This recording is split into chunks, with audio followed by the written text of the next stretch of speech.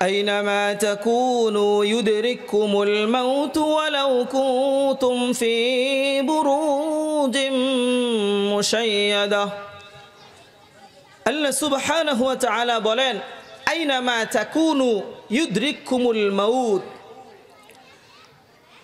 তোমরা যেখানেই থাকো না কেন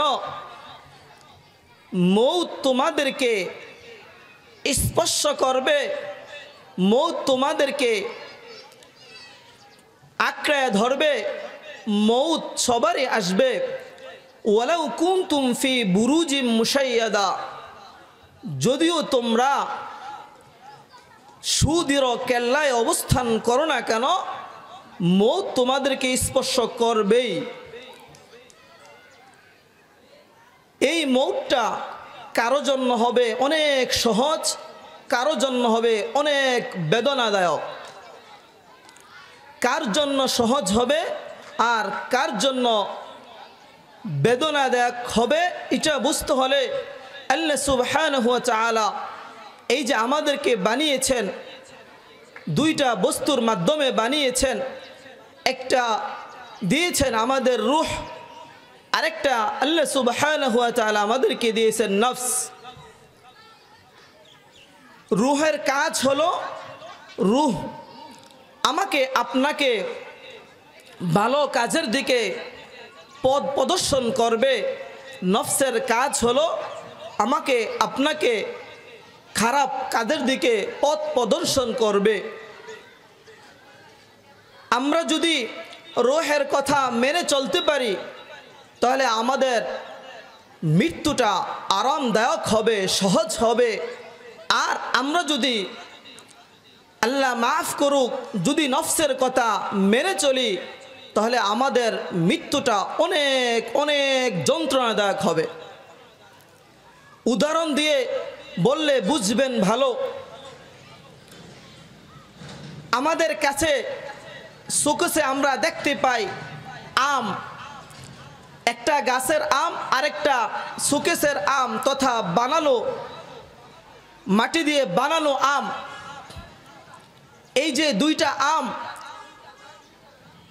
রূহের কাজ হলো রূহ বাস্তবতাকে দেখায় নফসের কাজ হলো বাস্তবতা তো দেখায় না বাস্তবতাকে অনেক সাজিয়ে গুছিয়ে দেখায় তো যে প্রথম যে আমটা যেটা আল্লাহ প্রদত্ত আম এটা দেখবেন এক পাশ দিয়ে কষ লেগে আছে অথবা একটু খাওয়া আর যেটা মাটি দ্বারা তৈরি আম এত চমৎকার সুন্দর দেখতে একটা অবুঝ শিশুর সামনে যখন আপনি এই দুইটা আম নিয়ে যাবেন বলবেন যে তুমি নাও তখন সে কিন্তু ওই যেটা আল্লাহ প্রদত্ত আম আল্লাহ বানিয়েছেন এটার দিকে সে হাত বাড়াবে না সে ওই যে মাটি দ্বারা তৈরি আমের দিকে হাত বাড়াবে কেন ওইটা দেখতে অনেক সুন্দর আল্লাহ তাকে বুঝ দেয় না বিদায় সে ওই আমটা ধরতেছে আর আমার আপনার সামনে যদি ওই দুইটা আম রাখা হয়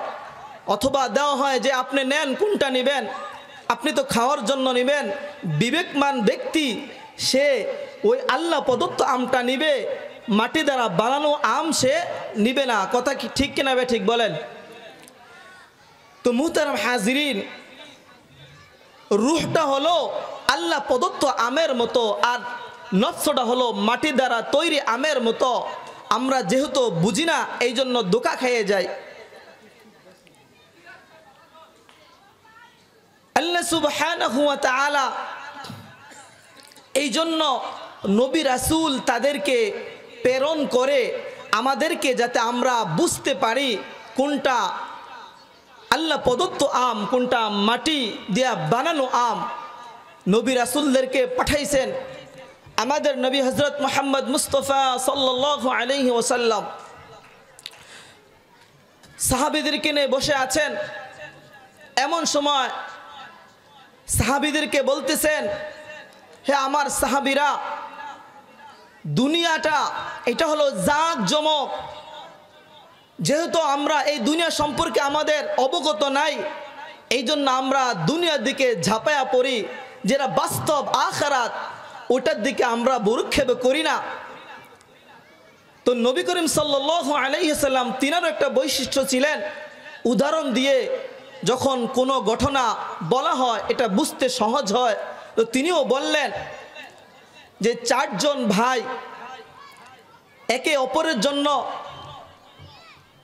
তিনজন হবে, অর্থাৎ নিজেকে তো নিজে কেউ ভাই বলবে না, বড় ভাই, মেজো ভাই অথবা ছোট ভাই। নিজেকে কি ভাই বলবে? না, নিজেকে ভাই বলবে না। তো নবী বলেন এই চারজন ভাই একজন এমন যে সে বড় ভাইকে অনেক ভালোবাসতো এবং তিনার জন্য অনেক মেহনত মুজাহাদা কষ্ট করত, এত পরিশ্রম করত বড় ভাইয়ের জন্য। বড় ভাইও তাকে ভালোবাসতো। মেজো ভাই তার জন্য সে অনেক শ্রম দিয়েছে, অনেক কষ্ট করেছে। আর যে ছোট ভাই তাকে সে ভালোবাসে না, তাকে শত্রু মনে করেছে, ছোট ভাইকে শত্রু মনে করেছে। তখন নবী সাহাবীদেরকে বলতেছেন এই যে তাদের কথা বললাম এরা কারা, এদের সম্পর্কে তোমাদের জানা আছে? তখন সাহাবীরা বললেন আল্লাহু আ'লামু ওয়া রাসূলুহু, আল্লাহ এবং আল্লাহ রসুল ভালো জানে। তখন নবী করিম সাল্লাল্লাহু আলাইহি ওয়াসাল্লাম বলতেছেন যে বড় ভাই সে হইল তোমার মাল সম্পদ, সে হলো আমাদের মাল সম্পদ। এই মাল সম্পদের জন্য কত কষ্ট করি, কত মুজাহাদা করি। আর যে মেজো ভাই সেটা হলো পরিবার। যখন ওই ভাইটা মৃত্যু সময় চলে আসলো ওই ভাইয়ের, তখন সে বড় ভাইয়ের কাছে গেল, ভাই আমার তো মৃত্যু সময় চলে আসছে, আমাকে সাহায্য করুন। বড় ভাই বলতেছে না, আজকে আমি তোমাকে কোনো সাহায্য করতে পারবো না। মেজো ভাই বলতেছে আজকে আমি তোমাকে কোনো সাহায্য করতে পারবো না। ছোট ভাই তার কাছে যখন গেল, সে তো শত্রু ছিল, তার কাছে যখন গেল সে বলল ভাই আমার সাধ্য অনুযায়ী আমি আপনাকে সাহায্য করব, আমার চেষ্টা অনুযায়ী আমার যতটুকু আছে ওই অনুযায়ী আপনাকে সাহায্য করব। মোহতারাম হাজিরিন, ওই যে বড় ভাই সে তো দুনিয়ার সম্পদ, আমার যখন চক্ষু বন্ধ হয়ে যাবে ওই মাল আমার কি কাজে দিবে বলেন? ওই মাল আমার কাজে দিবে না। এরপরে মেজো ভাই সেটা হলো পরিবার, আমি যখন মারা যাব পরিবার আমাকে কবর পর্যন্ত দিয়ে আসবে, এরপরে তারাও তো চলে আসবে, সে আমাকে কোনো কাজে দিবে না। আর যে ছোট ভাই যাকে শত্রু মনে করেছে সে হলো নেক আমল। নবীজি বলতেছেন সেটা হলো নেক আমল। হুজুরের কথা শুনে এক ওয়াক্ত নামাজ পড়েছে, অথবা আজকের যে মাহফিল হচ্ছে এই মাহফিলে ভাল লাগতেছে না এসে বসেছে, অথবা একটু নামাজ রোজা করেছে, অথবা একটু দান করেছে, শেষ পর্যন্ত যখন সে দুনিয়া ত্যাগ করতেছে এটাই তার কাজে চলে আসলো, তাকে কিন্তু শত্রু মনে করা হয়েছে। আমরা নেক আমলকে শত্রু মনে করি, কিন্তু দেখেন মৃত্যুর সময় এই নেক আমল আমার কাজে আসবে। আমি যখন কবরে যাব এই কবরে আমার নেক আমল কাজে আসবে। প্রত্যেকটা ঘাটিতে ঘাটিতে আমার নেক আমল কাজে আসবে। মুহতারাম হাজিরিন, একজন বুজুর্গকে জিজ্ঞাসা করলো যে হে বুজুর্গ, আপনি বলেন দেখি দুনিয়ার বাস্তবতাটা কি? তো তিনি বলেন যে দুনিয়ার বাস্তবতা হলো একটা স্বপ্নের ন্যায়। তিনি তিনটা উদাহরণ দিয়া বুঝাচ্ছিলেন। একটা উদাহরণ হলো একটা স্বপ্নের ন্যায়। সেই বিষয়টা কি? স্বপ্ন যেমন আমি আপনি অথবা আমাদের থেকে আরো অনেক মানুষ এমন আছে যারা রাস্তাঘাটে শুয়ে আছে। তো আমরা আমাদের বাসা বাড়িতে অথবা যারা রাস্তাঘাটে শুয়ে আছে এমন মানুষ রাত্রে স্বপ্ন দেখতেছে যে সে উড়তে উড়তে উড়তে উড়তে আমেরিকা চলে গেছে। এরকম স্বপ্নে দেখেনি বলেন? দেখে যে সে উঠতে উঠতে আমেরিকা চলে গেছে। আমেরিকা যাওয়ার পর সেখানে দেখতেছে গ্রিন কার্ড পেয়ে গেছে, অর্থাৎ সেখানের বাসিন্দা হয়ে গেছে। ঘটনাক্রমে ওই সময় আমেরিকার ভোটাভুটি চলতেছিল।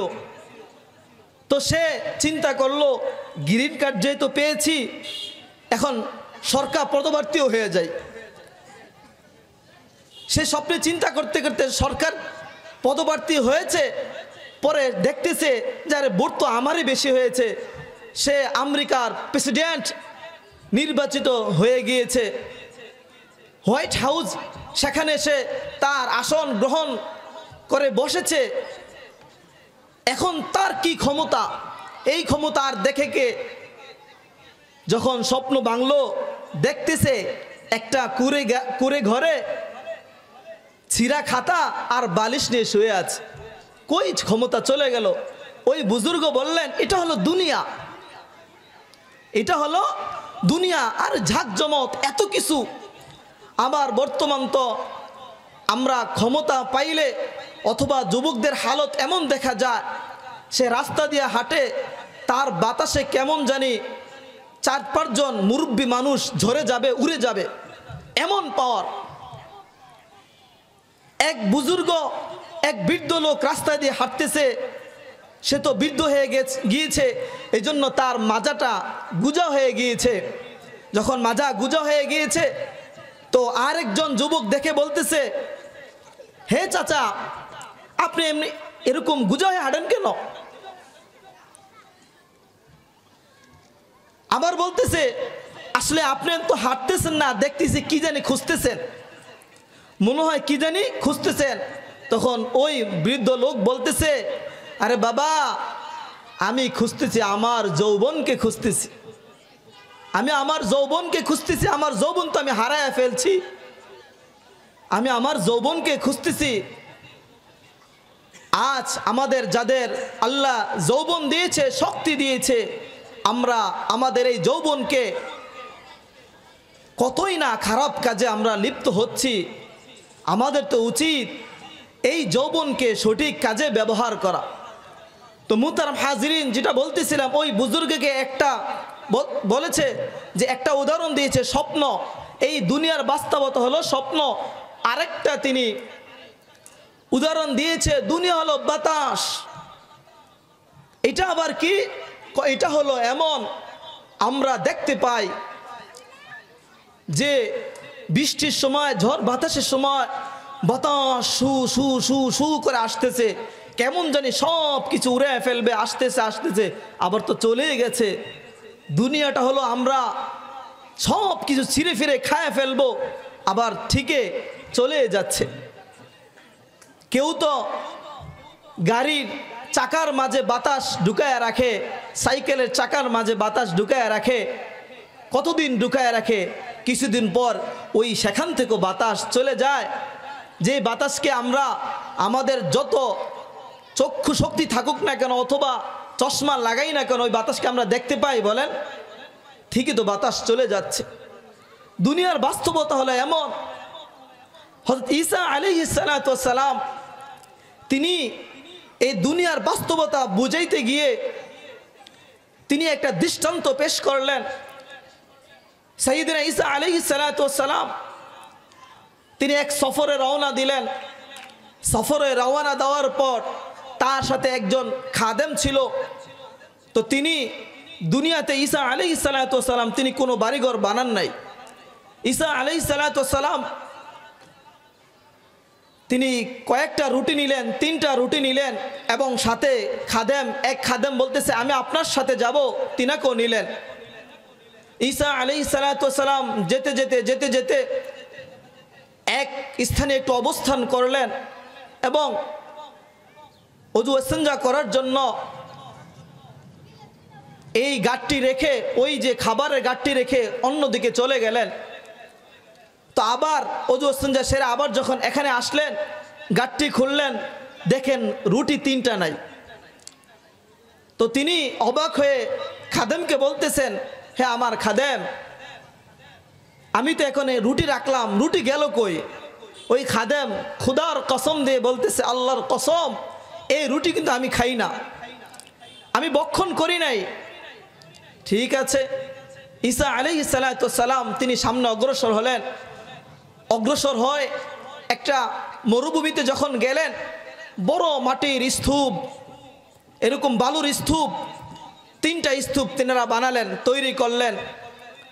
তৈরি করার পরে আল্লাহ সুবহানাহু ওয়া তাআলা তিনার কাছে চাইলেন, দোয়া করলেন, হে আল্লাহ, এই যে বালুর স্তূপগুলা এগুলা পরিণত করে দেন। আল্লাহ সুবহানাহু ওয়া তাআলা সাইয়েদনা ঈসা আলাইহিস সালাতু ওয়াস সালাম দোয়া কবুল করলেন। এই বালুর স্তূপগুলা স্বর্ণে পরিণত হলো এবং ঈসা আলাইহিস সালাতু ওয়াস সালাম সাথে সাথে বলতেছেন, হে আমার খাদেম, এই যে স্বর্ণগুলা দেখতেছো, একটা হলো তোমার জন্য, আরেকটা হলো আমার জন্য, আর আমার রুটি 3টা যে খেয়েছে একটা তার জন্য। যখন এই কথা বললেন, বলার পরে ওই খাদেম সাহেব কাছে এসে বলতেছেন, হুজুর ভুল হয়ে গেছে, মাফ করে দেন, আমি তো 3টা রুটি খেয়েছি। তো ঈসা আলাইহিস সালাতু ওয়াস সালাম, ঠিক আছে যাও, 2টা স্বর্ণের স্তূপ তোমাকে দেওয়া হলো, আর আমি এখান থেকে চলে যাব, 3টাই তোমাকে দেওয়া হলো। তো মুহতারাম হাজিরিন, তিনি এই স্বর্ণের স্তূপ পেয়ে চিন্তা করলেন, এগুলা কি করা যায়, এই মাথা নেওয়া সম্ভব না, এত সম্পদ এখানে বসে রয়েছেন। আর ওদিক থেকে ডাকাত দল আসতে আসতে দেখতেছে দূর থেকে আরে একটা লোক দেখা যাচ্ছে, তার কাছে স্বর্ণ দেখা যাচ্ছে। তো তারা তার কাছে আসলো, আসার পরে চিন্তা করতেছে, এই লোককে মারতে পারলেই তো আমরা মালিক হয়ে যাব, অথবা যদি মারতে যাই অথবা স্বর্ণ ধরতে যায়, যদি সে চিল্লা ফাল্লা করে তাহলে তো মানুষ জড়ো হয়ে যাবে, একটা সিদ্ধান্ত নিতে হবে যে কি করা যায়। তো সকলে মিলে পরবর্তী একটা সিদ্ধান্ত নিয়েছে, তাকে স্বর্ণ এখন আমরা নিব না, তাকে মারবো, তাকে গলা চিপে মারলে আওয়াজ হবে না, আমরা স্বর্ণ নিয়ে যাব। এরপরে এই ডাকাতরা বলতেছে, তুমি আমাদের জন্য খাবার নিয়ে আসো। সে চিন্তা করলো, আরে তারা ডাকাত, এখন যদি তাদের কথা না মানি, যদি আমাকে ক্ষতি করে ফেলে, ঠিক আছে, তাদের কথা মানার জন্য সে চলে গেল খাবার আনতে। তো খাবার আনতে যখন গেল, সে চিন্তা করলো, আমি যদি আবার তাদের কাছে যাই, তারা যদি আমারে মেরে ফেলে, এই জন্য খাবারে বিষ মিশাইল। আর ওদিক থেকে ডাকাতরা চিন্তা করলো যে তাকে গলা চিপে মারতে হবে, যখন খাবার নিয়ে আসবে তখনই তাকে গলা চিপে মেরে ফেলবো। খাবার নিয়ে আসলো, আসার পরে তাকে সবাই মিলে ধরে গলা চিপে মেরে ফেললো। এরপরে খাবারও তারা, যেহেতু খিদা লেগেছে, খাবার তারা খেতে লাগলো, তারাও খাবার খেয়ে তারাও মরে গেল। হযরত ঈসা আলাইহিস সালাতু সালাম এই পাশ দিয়ে, এই রাস্তা দিয়ে আবার যখন আসলেন, এসে দেখতেছে কয়েকটা লাশ পড়ে আছে। তো ঈসা আলাইহিস সালাতু সালাম তখন বললেন, এটা হলো দুনিয়ার বাস্তবতা, এটা হলো দুনিয়ার এই সম্পদ কামাই করার জন্য কত না কিছু আমরা করতেছি, কিন্তু অবশেষে এই সম্পদ আমাকে হয়তো মারে অথবা ভিক্ষুক বানায়া দেয়। এক বুজুর্গ তিনি বলতেছেন যে আমার চোখের সামনে এমন একজন লোক আমি দেখেছি, যেই লোক ঢাকা শহরের মতো 8 তলা বিল্ডিংয়ের মালিক, তার সম্পদের অভাব নাই, সে মারা গিয়েছে। মারা যাওয়ার পরে তার লাশ, তার সন্তান, তার ছেলে মেয়ে, বিবি স্ত্রী পাহারাও দেয় না। মুফতি দেলোয়ার হোসেন সাহেব তিনি বলেন যে ওই ঘটনা যে বুজুর্গ বলল, তিনি সামনে গিয়ে এক চিৎকার মারলেন, দেখতেছে ওই তার লাশ কুকুরে খেয়ে মানে পেট ফাঁকা করে ফেলছে, ফুটা করে ফেলছে। চিৎকার করে বলতেছেন, কে এই লোককে, তাকে কেউ পাহারা দিচ্ছে না কেন, তাকে তো কুকুরে খেয়ে ফেলতেছে। তখন ঘটনা পরবর্তীতে জানলেন, জানার পরে শুনতেছেন যে ওই লোকটা সকালবেলা 5 লক্ষ টাকা ব্যাংকের থেকে উঠাইছিল। উঠানোর পরে যখন মারা গেছে, ছেলে সন্তান বিবিরা ওই টাকার সম্পর্কে জানে না, এই জন্য তার লাশটা পর্যন্ত দেখতে আসে না। বললেন নাউজুবিল্লাহ। এই লাশটা পর্যন্ত তারা দেখতে আসলো না।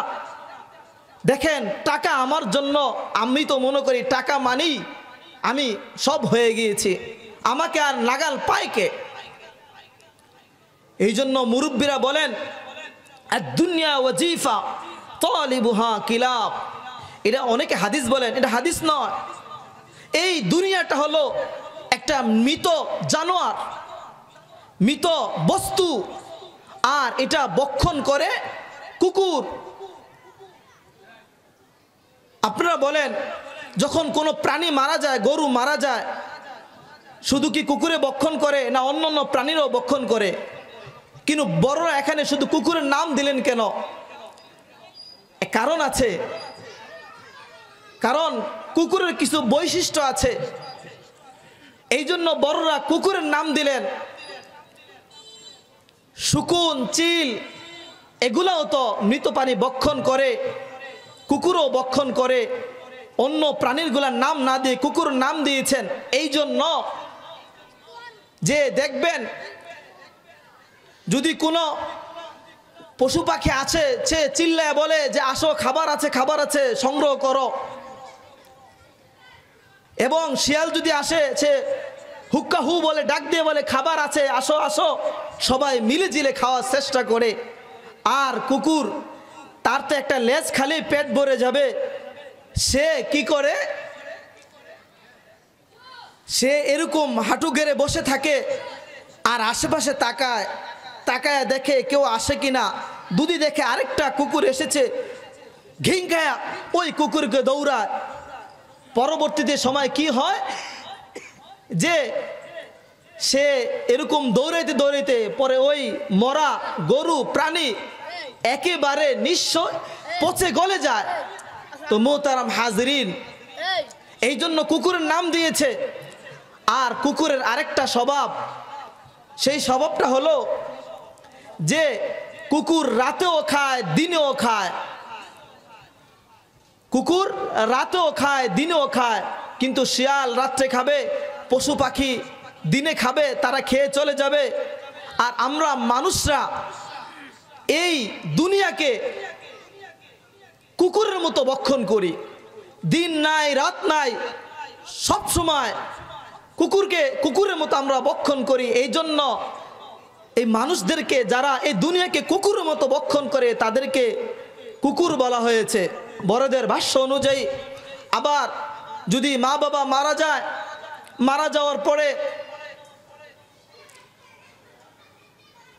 বোন ভাইয়েরা আসে, বড় ভাইয়ের কাছে এসে বলে, ভাই আমাদের বাবা মারা গিয়েছে, আমাদের জমিনটা বুঝাইয়া দাও। সে ধাক্কা মারে, ছড়। বোনেরা বলে, তুই কি বাপের বাড়িতে আসবি না? তুই কি বাপের বাড়িতে আসবি না? এটি বলে তাড়ায় দেয়। কুকুরও এই স্বভাবটা আছে। কুকুরও সে নিজে অল্প খাইলেই কিন্তু তার পেট ভরে যায়, কিন্তু সেও তাড়ায় দেয় যে আমি একলাই ভক্ষণ করব। আসলে সে যদি এই মরা গরু 1 মাস, 5 মাস, 6 মাস, 1 বছরও খায়, শেষ হবে না, কিন্তু সে তাড়ায় দেয়। তো মুহতারাম হাজিরিন, এই দুনিয়াকে আমরা ভক্ষণ করব, সিস্টেম অনুযায়ী ভক্ষণ করব। নামাজের সময় নামাজ পড়তে যাব, তাসবিহ তাহলিলের সময় তাসবিহ পড়ব, জিকির সময় জিকির করব, দুনিয়া কামার সময় দুনিয়া কামাইব। তখন আমাদের এই জীবনটা বরকতময় হবে। তখন আর কুকুরের মতো আমাদের উদাহরণ দিতে হবে না। ওই যে বললাম, বুজুর্গকে যখন প্রশ্ন করা হলো যে দুনিয়ার বাস্তবতা আরও আপনি আমাদেরকে বলেন, তিনি আরেকটা বলতেছেন যে দুনিয়ার শেষ যে বাস্তবতা উদাহরণ হলো এটা সিনেমার ন্যায়। আমরা সিনেমায় যখন পর্দা ছাড়া হয়, আমরা দেখতে পাই যে 2 দেশ যুদ্ধ করে রক্তে রঞ্জিত করে ফেলেছে, মাথা কেটে ফেলেছে, এটা হয়েছে ওটা হয়েছে। তখন ওই সিনেমার যে লাইট বন্ধ করে দেওয়া হয়, সাদা যে পর্দা আমরা দেখতে পাই ওইটা এমনিই রয়েছে। তো দুনিয়াটা এমনই সিনেমার ন্যায়। তো আমাদের হালত এমন হয়ে গিয়েছে, আমরা দুনিয়া এত পরিমাণ দুনিয়ার ন্যায় পাগল হয়ে গিয়েছি। এই জন্য আল্লাহ সুবহানাহু ওয়া তাআলা কোরআন মাজিদে বলেন, اضرب لهم مثل الحياة الدنيا كماء أنزلناه من السماء فاختلط به نبات الأرض فأصبح هشيما تذروه الرياح। এটার ব্যাখ্যা যদি আমরা দেখতে পাই তাহলে আমরা দেখতে পাবো যে আল্লাহ বলেন যে পানির সাথে উদাহরণ দিয়েছেন। আমরা যদি আপনাদেরকে প্রশ্ন করা হয় যে পানি অপর নাম কি, আপনারা বলবেন পানির অপর নাম জীবন, বলবেন কি না? বলবেন। তো আমি বলবো পানির অপর নাম তো মরণও আছে, নাই? এই যে আমাদের কুমিল্লা, ফেনী, তাদের জন্য পানির অপর নাম মরণ হয়েছে না? তো পানির এক নাম জীবন। যতটুক দরকার ততটুক আমি গ্রহণ করব। এটা যদি আস্তে আস্তে বেড়ে যায়, বাড়তে বাড়তে যদি আমাদের বাড়ির আঙ্গিনা চলে আসে, আমাদের হাঁটু পর্যন্ত চলে আসে, আমাদের গলা পর্যন্ত চলে আসে, তখন ওই পানি আমার জন্য মরণ হয়ে দাঁড়াবে। এই দুনিয়া আমাদের জন্য জরুরত আছে, যতটুকু জরুরত ততটুকু গ্রহণ করব। এর থেকে বেশি গ্রহণ করলে আমার মরণ হবে, তথা আমার মৃত্যুটা প্রথম যে আয়াত তেলাওয়াত করেছিলাম, আইনামা তাকুনু ইউদরিকুমুল মাউতু ওয়ালাউ কুনতুম ফি বুরুজিম মুশাইয়াদা, আমরা যেখানে থাকি না কেন মৃত্যু আমাদেরকে ঠিকই ধরবে। কারো জন্য মৃত্যুটা সুখকর হবে, কারো জন্য অনেক ভয়ঙ্কর হবে। যেটা আল্লাহ সুবহানাহু ওয়া তাআলা আমাদের এই মৃত্যু আমাদের জন্য সুখকর হয়, শান্তিদায়ক হয়। এই জন্য আমরা দুনিয়ার যতটুকু জরুরি ওই পরিমাণ আমরা গ্রহণ করব। আর বেশি গ্রহণ করলে তখন আমাদের মরণ ছাড়া আর উপায় হবে না, তথা জাহান্নামে যাইতে হবে। মৃত্যু আমার জন্য কঠিন হয়ে দাঁড়াবে, তখন মৃত্যু সহজ হবে না। আল্লাহ সুবহানাহু ওয়া তাআলা আমাদের প্রত্যেককে তৌফিক দান করুক যে দুনিয়া যতটুক জরুরি ওই অনুযায়ী বক্ষণ করার জন্য। আর যারা এই দুনিয়াকে বক্ষণ করবে তাদেরও অনেক দৃষ্টান্ত রয়েছে। একটা দৃষ্টান্ত সংক্ষেপে আমি বলে দেই যে দুনিয়াদার যারা, তারা অন্যকে সকলকে পাগল মনে করে। যেমন যদি আপনি পাবনায় যান, যারা আধা পাগল পুরা পাগল তাদের কাছে যান, যা বলেন আমি তো অমুক ডাক্তার, অমুক কিছু, কয় হ্যাঁ দেখেছি। প্রথম যারা এখানে আসছে তারা সবাই নিজেকে ডাক্তার বলে, তো হ্যাঁ মনে করে যে আমি যেমন পাগল সবাই আমার মতো পাগল। তো মুহতারাম হাজিরিন, যারা দুনিয়ার পিছে লেগেছে তারা পাগলের ন্যায়, অন্য কিছু না। এই জন্য আমরা আল্লাহ তাআলা আমাদের তো সকলকে তৌফিক দান করুক দুনিয়াকে যতটুকু জরুরি অতটুকু গ্রহণ করার।